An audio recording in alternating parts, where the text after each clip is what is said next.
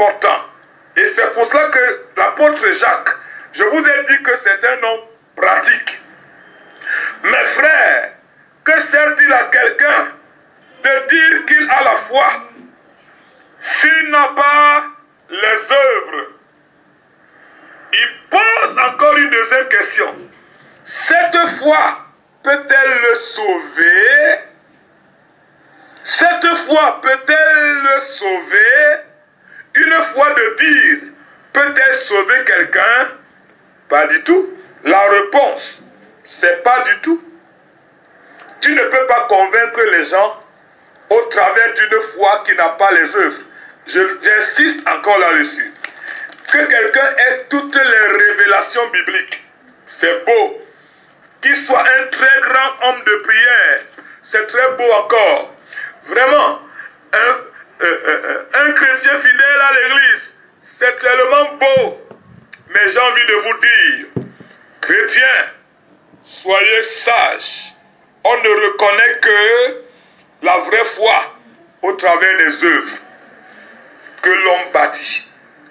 Et c'est pour cela que admirez ceux qui construisent, admirez ceux qui bâtissent, admirez ceux qui posent des actes, admirez ceux qui posent des actes. N'admirez pas ceux qui bavardent.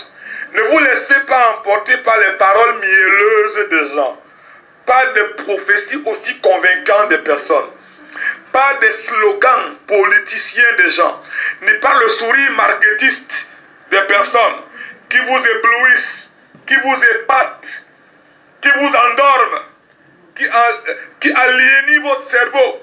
Ne vous laissez pas emporter par cela. Pas du tout. Regardez les œuvres. Tel vous voyez les œuvres, tel vous connaîtrez la qualité de l'homme. Tel vous voyez les œuvres, tel vous connaîtrez la qualité de l'homme. C'est ça la vraie foi. Que sert-il, mes frères, que quelqu'un dise qu'il a la foi, qu'il dise qu'il a la foi, s'il n'a pas les œuvres? Une telle foi peut-elle le sauver? Pas du tout. Écoutez l'exemple, le premier exemple qu'il donne. Si un frère ou une sœur sont nus, si un frère ou une sœur sont nus, manque la nourriture de chaque jour, manque la nourriture, un frère ou une sœur sont nus, n'ont pas d'habit, et manque la nourriture de chaque jour, et que l'un d'entre vous leur dise, allez en paix, réchauffez-vous, rassasiez-vous, et que vous ne leur donnez pas ce qui est nécessaire au corps, à quoi cela sert-il? Chers pasteurs, chers frères, chères sœurs, qu'est-ce que cela nous sert? Si un chrétien vient à l'église, il n'a pas de vêtements, il n'a pas de vêtements. Un chrétien vient à l'église, il n'a pas de vêtements, et que tu commences à prophétiser sur lui plutôt, oh, sois élevé, que Dieu t'élève, que Dieu te bénisse, alors que tu as une penderie d'habits chez toi. Ça sert à quoi? Tu as une penderie d'habits à la maison. Tu as tout un bloc de chaussures à la maison. Le frère à l'église, il n'a pas d'habits, il n'a pas de chaussures. Tu prophétises seulement sur lui. Quel est ce genre de foi? Quel est ce type de foi? Chers pasteurs, chers frères, chères sœurs, tu as des chrétiens à l'église qui n'ont pas de logement, qui n'ont pas où dormir, qui n'ont ni quoi manger. Mais quand on voit le type de voiture dans laquelle tu roules, tu cries tous les jours, Dieu m'a béni, Dieu m'a élevé, Dieu m'a élevé, Dieu a élevé mon ministère. Mais tes chrétiens à l'église n'ont pas où dormir, n'ont rien à manger. Et tu dis que tu as la foi, ce n'est pas possible. Ce n'est pas possible. Ce n'est pas possible. Et souvent, nous le faisons, nous les pasteurs. Voyez un pasteur qui roule dans des voitures de millions. Et à l'église, il y a des chrétiens qui n'ont pas où dormir. Il y en a qui n'ont pas où dormir, qui ne font rien, qui sont en chômage, qui n'ont pas de travail. Mais quand on leur dit, oh, reçois la bénédiction, recevez le miracle, reçois. Quand il a fini de recevoir, toi tu entres dans ta grosse voiture, climatisée, dans tes beaux vestes et tes grosses chaussures, qu'avec prestige, tu montres aux gens pour leur faire croire que tu es trop béni. Tu entres et lui il marche à pied, pauvre chrétien. Il marche à pied des kilomètres pour venir à ton séminaire, pour venir à ton programme, pour venir à tes pseudo-nuits de prière. Nuits, moi j'appelle ça souvent les nuits d'aliénation. Les nuits d'aliénation. Et que tu ne lui dises pas que ma soeur, prends, ou alors je vends la voiture que j'ai achetée à millions pour que chaque chrétien ait de quoi faire. Bien-aimés, nous serons jugés sévèrement.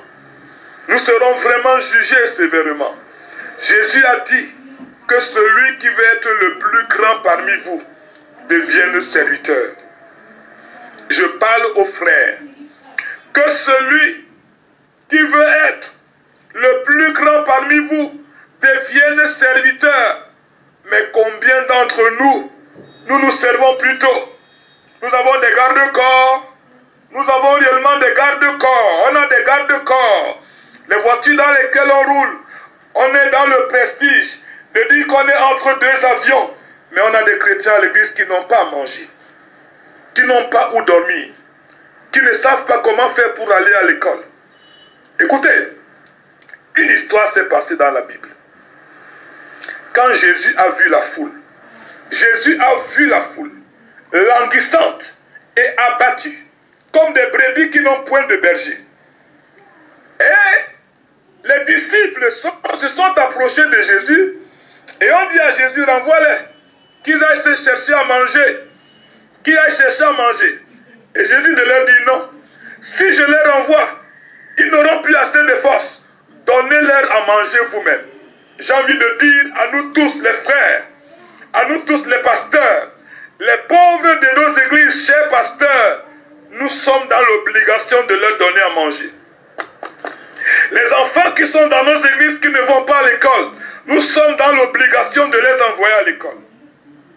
Ceux qui n'ont pas où loger, où se loger, nous sommes dans l'obligation. Jésus a dit, donnez-leur vous-même à manger. C'est ça la vraie foi. La vraie foi n'est pas seulement que nous on récolte. Nous on récolte. On prend seulement. Tu entends le pasteur dire, oh, j'ai suscité 40 millions aujourd'hui dans mon programme. J'ai suscité 40 millions. Pourquoi en faire? Pour se nourrir lui-même et sa famille. Et le chrétien qui a donné ses 1000 francs. Et souvent on insiste. On dit au chrétien, à ce pauvre-là, donne tout, donne tout, donne tout. À quoi donc sert notre foi? Alors l'apôtre Jacques, c'est pour ça que j'aime le livre de Jacques. Il dit, que sert-il? Une sœur vient à l'église nue. Et les sœurs à l'église voient toujours cette sœur avec la même chaussure, le même habit. Vous priez ensemble. Pendant que toi tu es en train de prier pour tes gauches, elle est plus seulement que Seigneur, je n'ai qu'une seule paire de chaussures. Prends la foi, vous voulez dire, prends la deuxième paire de chaussures que tu as, donne à la sœur, que tu vois tous les jours, avec la même paire de chaussures, le même habit, la même veste. Toi tu en as beaucoup aligné. Pourquoi est-ce que nous nous aimons toujours qu'on nous voit très bien? On nous voit très bien. Et les autres, on ne doit pas les voir bien. Pourquoi? Alors, nous prophétisons donc. La sœur est là, elle n'a pas mangé. Et nous on lui dit alors, allez, chauffez-vous au nom de Jésus. Allez, chauffez-vous au nom de Jésus. Allez, rassasiez-vous au nom de Jésus. Ils vont prendre où?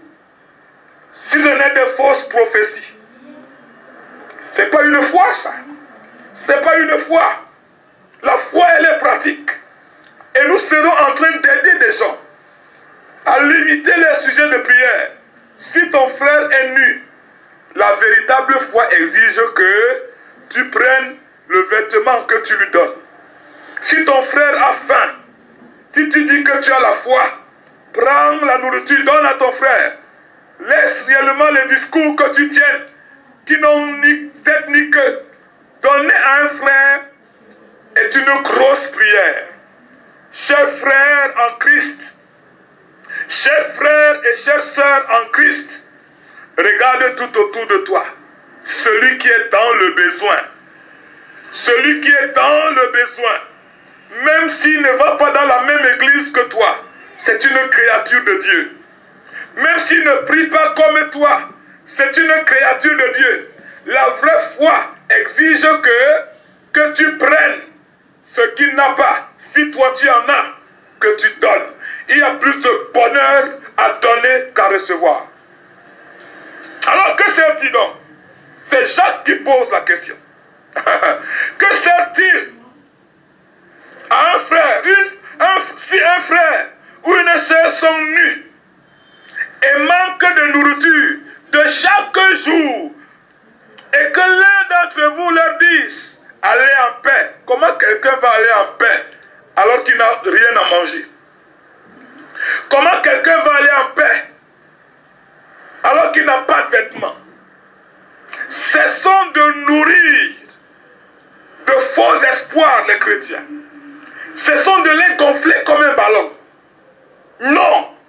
N'allez pas prophétiser, recevez la bénédiction. Quand il sort de là, il va manger quoi? La manne ne viendra pas du ciel. Mais si vous possédez, donnez. Si tu possèdes, donne.